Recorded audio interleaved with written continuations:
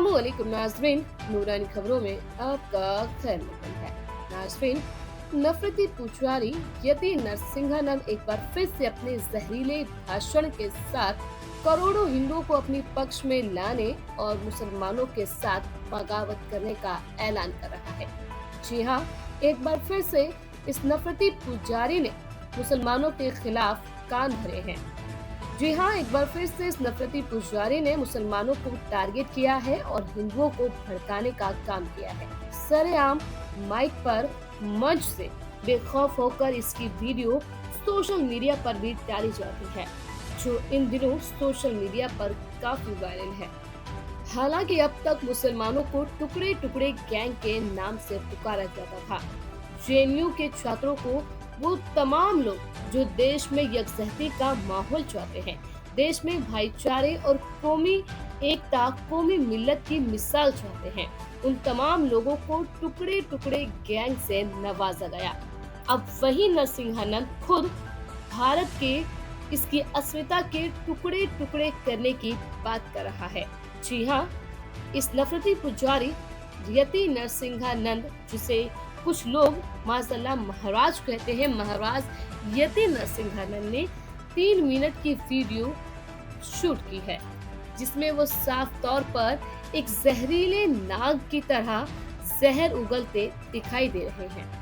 नाज़रीन, माजी में बात करें तो ऐसे बहुत से नाम हैं, ऐसे बहुत से चेहरे हैं जिनकी स्पीच को ही आधार बनाकर उन पर देशद्रोह का मुकदमा लगाया गया है, और ऐसे बहुत से लोग हैं जो आज तक जेल में धूल फाक रहे हैं। इन नामों में से शर्जिल इमाम भी एक नाम है। एनआरसी और सीए की मुखालफत करने वाले शर्जिल इमाम को पिछले 3 सालों से जेल में बंद किया गया है और इन पर देशद्रोह के कई मुकदमे लगाए गए हैं। बावजूद इसके यति नरसिंहानंद, जो खुलेआम मुसलमानों के कत्ल का ऐलान करता है, जो खुलेआम मुसलमानों के बाइकॉट का ऐलान करता है, उसके भाषण में सरकार को, प्रशासन को किसी तरह की नफरत या द्वेष की भावना मालूम ही नहीं होती। वो खुलेआम नफरती बोलता है, वो खुलेआम देश के टुकड़े करने की बात करता है, वो खुलेआम देश के मुसलमानों के कत्ल की बात करता है, लेकिन इसमें सरकार और प्रशासन को कोई भी रत्ती भर भी ऐतराज नहीं है।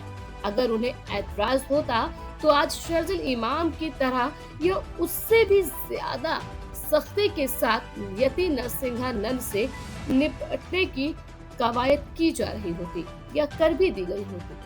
अब यति नरसिंहानंद ने एक बार फिर से मंच से माइक पर यह ऐलान किया है कि देश के हिंदुओं को देश का कोई एक हिस्सा ऐसा देना चाहिए जहां पर ना तो कोई एक मस्जिद हो और ना ही कोई एक भी मुसलमान हो।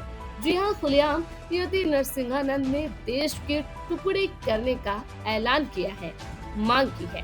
क्या है पूरी खबर, देखिए नरसिंहानंद की ही इस वीडियो में। 10 मई 2024 आजकल चुनावों के बीच में हमारी सरकार ये दिखा रही है टीवी पर, अखबारों में, हर जगह की मुसलमानों की आबादी बहुत बढ़ गई है, हिंदुओं की आबादी कम हो गई है। मैं हिंदुओं तुमसे बताना चाहता हूं, ये जो तथाकथित आंकड़े हैं ये भी सन 2011 के हैं, और 2011 के बाद इस समुदाय ने अपनी आबादी सुअरों की तरह बढ़ाई है, सुअरों की तरह। तो आप ये मत समझिए कि सरकार ने आपको सच्चे आंकड़े दिखा दिए। सरकार तो आपको केवल इतना आंकड़ा दिखा रही है जितने आंकड़े से आप डर जाएं और सरकार के पक्ष में वोट कर दें। वास्तव में आंकड़े इससे बहुत ज्यादा भयानक हैं। ये लोकतांत्रिक व्यवस्था हिंदुओं के लिए फेल हो चुकी है, ये संविधान हिंदुओं के लिए फेल हो चुका है। अब अगर कोई चीज हिंदुओं को बचा सकती है तो वो है एक फेयर बंटवारा, आबादी के हिसाब से मुसलमानों का और हिंदुओं का एक बार और बंटवारा। हालांकि हम बंटवारा करके देख चुके हैं, लेकिन गांधी जैसे नेताओं की कायरता और कमीनेपन के कारण आज दोबारा ये समस्या पहले से भी ज्यादा भयानक हो गई है। तो मैं आज आप सभी से अनुरोध करता हूं, हिंदुओं यदि बचना चाहते हो तो अपने नेताओं से कहो कि एक बंटवारा और हो और सनातन वैदिक राष्ट्र बने। यदि सनातन वैदिक राष्ट्र नहीं बना, सनातन वैदिक राष्ट्र जहां एक भी मस्जिद ना हो, एक भी मदरसा ना हो, एक भी मुसलमान ना हो। ऐसा राष्ट्र अगर तुमने बनाया तो तुम्हारे बच्चे जीवित बच सकेंगे, वरना तुम्हारे विनाश की पटकथा पूर्ण हो चुकी है। इस लोकतंत्र ने और संविधान ने तुम्हारे और तुम्हारे वंश के विनाश का पूरा इंतजाम कर दिया है। आज तक तुमने मेरी कोई बात नहीं मानी और मुझे नहीं लगता तुम मेरी ये बात मानोगे, लेकिन क्योंकि मैं देवादिदेव भगवान महादेव शिव का भक्त हूं, मां बगलामुखी का भक्त हूं, तो सत्य बोलना मेरा काम है। जितनी जल्दी बंटवारा होगा उतना फायदे में रहोगे, और एक बार अगर भारत का प्रधानमंत्री मुसलमान बन गया तो फिर तुम बंटवारा भी नहीं करवा सकोगे और समाप्त हो जाओगे। सोच लो कि क्या करना है। केवल नेताओं की चमचागिरी में मत लगे रहना। इनकी चमचागिरी से तुम्हारी बहन बेटियों की मंडियां लग जाएंगी और तुम्हारे बच्चों की लाशों की मीनारें जैसे मुसलमानों ने 1000 साल के इतिहास में बनाई है फिर बनाएंगे। हर हर महादेव, हर हर महादेव, हर हर महादेव। तो सुना आपने किस तरह से यति नरसिंहानंद ने जहरीले बोल बोलते हुए देश के टुकड़े करने की बात कही है। लेकिन हैरत है कि ना ही सरकार, ना ही पुलिस प्रशासन और ना ही देश में मोदी भक्ति में लीन हो चुके भक्तों को ही ये नजर आ रहा है। बहरहाल आज भी इस पूरी खबर पर आपकी क्या राय है, कमेंट कर जरूर बताएं।